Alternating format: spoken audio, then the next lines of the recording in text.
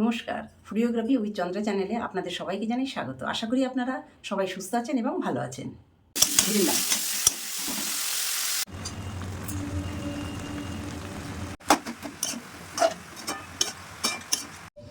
আজ আপনাদের চিংড়ি মাছ দিয়ে বাঁধাকপি তরকারি করে দেখাবো। তার জন্য লাগছে 750 ওজনের কুচানো বাঁধাকপি, দুটো বড় আলু, নুন হলুদ মাখানো, 150 গ্রাম চিংড়ি, দুটো তেজপাতা, দুটো শুকনো লঙ্কা, 1 চামচ জিরে, 1 টেবিল চামচ আদা বাটা, 1 টেবিল চামচ রসুন বাটা, 2 টেবিল চামচ সাদা তেল, দুটো বড় পেঁয়াজ, 4টে কাঁচা লঙ্কা কোচানো, লাল লঙ্কা 1 চামচ, 1 চামচ হলুদ, পরিমাণ মতন লবণ।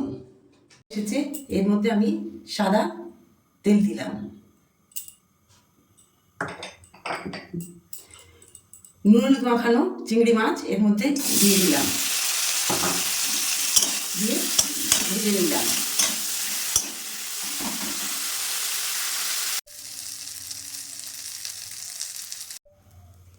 ফোড়নের জন্য আমি তেল দিলাম,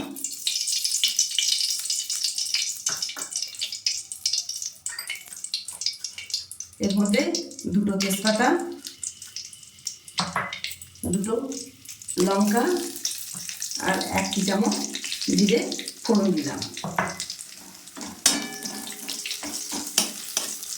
লাল লাল হয়ে আসলে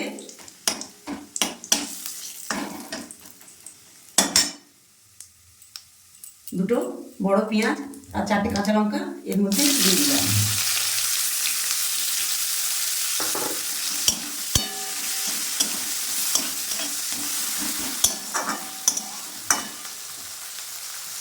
পেঁয়াজটা আধা ভাজা হয়ে গেছে, এর মধ্যে আমি দুটো বড় আলু দিয়ে দিলাম।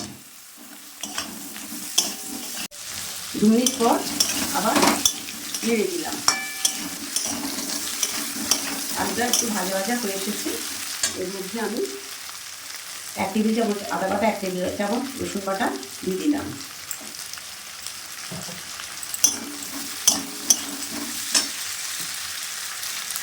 পরিমাণ মতো নুনও দিয়ে দিলাম।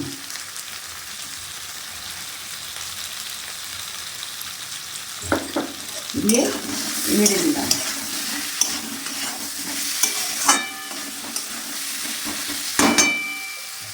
দিয়ে ঢাকনা দিয়ে দিলাম।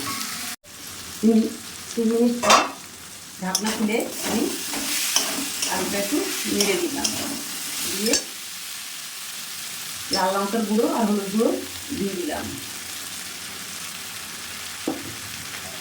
এর মধ্যে চিংড়ি মাছগুলো দিয়ে দিলাম, দিয়ে নাড়াচাড়া করে নিলাম।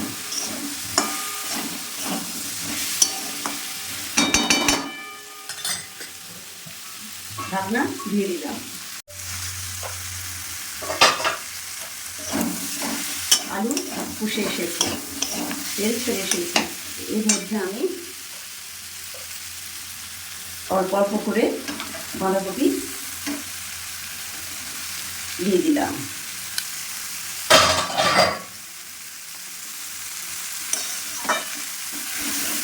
দিয়ে নেড়ে দিলাম।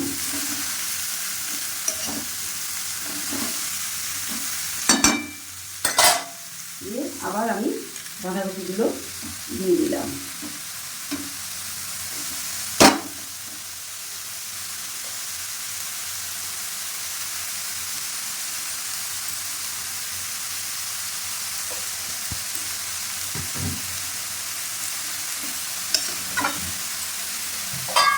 দিয়ে চাপা দিয়ে দিলাম। 2 মিনিট পর আমি আবার বাঁধাকপিগুলো নেড়ে দিলাম।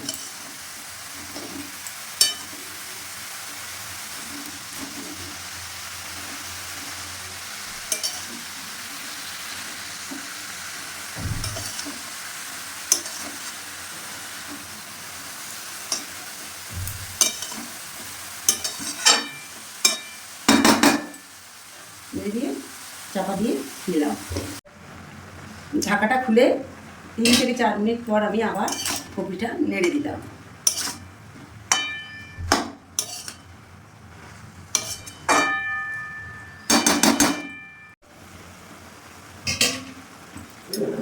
তিন মিনিট পর আমি আবার নেড়ে দিলাম। কপিটা আমার সিদ্ধ হয়ে এসেছে। এবার এতে আমি অল্পটুকু জল দিলাম।